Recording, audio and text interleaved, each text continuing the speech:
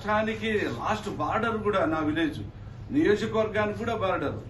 నాకు ప్రజలు కష్ట సుఖాలు అన్ని విధాలుగా పాలు పంచుకునే విధంగా నేను ఒక కుటుంబము ఎట్లా ఉమ్మడిగా ఎలా ఉందో అలా జీవనం గడిపే నా మనస్తత్వం. కానీ నేను ఎక్కడ కూడా ఆ నియోజకవర్గానికే ఆ ప్రజలకే నేను న్యాయం చేయాలనే ఒక మంచి ఉద్దేశంతో నేను ఉన్నాను. స్టార్టింగ్ లోనే రాజకీయంగా నేను వచ్చేటప్పుడు కూడా నాకు ఎంపీ పదవులు ఉన్నప్పుడు కూడా నాకు ఈ ఎంపీ పదవులు వద్దు, నాకు ఏదైనా నాకు ఎమ్మెల్యే పదవి కావాలని చెప్పి ఆ రోజుల్లో వచ్చాను. ఈ రోజు కూడా నాకు ఎంపీ పదవి వద్దని చెప్పేసి నేను ఎంపీ పదవి మీరు కర్నూలు ఎంపీ పదవిగా మీరు పోవాలని చెప్తే నాకు అది లేదన్నా, అంత ఆ పదవిని నేను అలంకరించేదానికి నా మనసు ఒప్పుకోవడం లేదు. అదేవిధంగా నా నియోజకవర్గ ప్రజలు కూడా నాకు ఒక కుటుంబంలో ఒక అన్న పెద్ద అన్నగా మా దగ్గర ఉంటేనే మాకు న్యాయం జరుగుతుంది కాబట్టి నువ్వు పోవద్దని చెప్పి మా ప్రజలు అందరూ కూడా చెప్పిన విధంగా నేను ఈరోజు పోలేక పరిస్థితిలో ఈరోజు ఈ పార్టీని వాళ్ళు ఎంపీకి పోవన్నందువల్ల నాకు ఎంపీ నాకు అవసరం లేదు.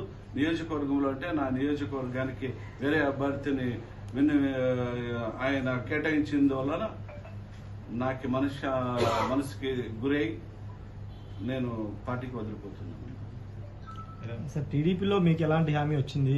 అక్కడ ఏదైనా కాన్స్టిట్యున్సీ మీకు ఇస్తామని హామీ ఇచ్చారా?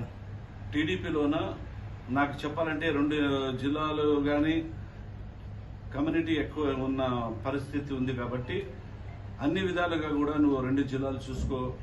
అదేవిధంగా 2 జిల్లాల్లోన కర్నూలు జిల్లాలో ఉన్న ఎమ్మెల్యే కావాలా లేదంటే అనంతపురం జిల్లాలో ఎమ్మెల్యే కావాలని చెప్పేసి నాకు పెద్ద ఆయన అడిగినప్పటికీ నాకు గుంటకల్ నియోజకవర్గానికి కేటాయించడం జరిగింది కాబట్టి నేను గుంటకల్ నుంచి పోటీ చేసేదానికి నేను సుముఖంగా ఉన్నాను. అక్కడ కూడా మీరు కోరుకున్న నియోజకవర్గం ఇవ్వట్లేదు కదా సార్? మీరు ఇప్పుడు ఏదైతే ప్రాతినిధ్యం వహిస్తున్నారో అది ఇవ్వట్లేదుగా? నేను దాని గురించి నేను ఎప్పుడు కూడా నా ఆలూరు నియోజకవర్గానికి మరి ఇవ్వండి నేను అడగలేదు కాబట్టి నాకు నియోజకవర్గం మీరు ఎక్కడైనా పోటీ చేస్తారని చెప్పేసి వాళ్ళు అడిగినప్పుడు నాకు గుంటకల్ నియోజకవర్గం ఇంకొకటి, ఆ గుంటకల్ నియోజకవర్గం కూడా నేను ఎంచుకున్నది ఏమంటే నేను పుట్టిన గ్రామం గుంటకల్ పక్కలో చిన్న విలేజ్ లో పుట్టాను కాబట్టి ఆ విలేజ్ లో నాకు ఆ కుటుంబంలో ఆ గ్రామంలో నేను పుట్టాను కాబట్టి ఆ గ్రామానికి కూడా ఆ నియోజకవర్గానికి సేవ చేయాలని నాకు ఉద్దేశం వచ్చింది కాబట్టి నేను ఆ నియోజకవర్గాన్ని ఎన్నుకోవడం జరిగింది.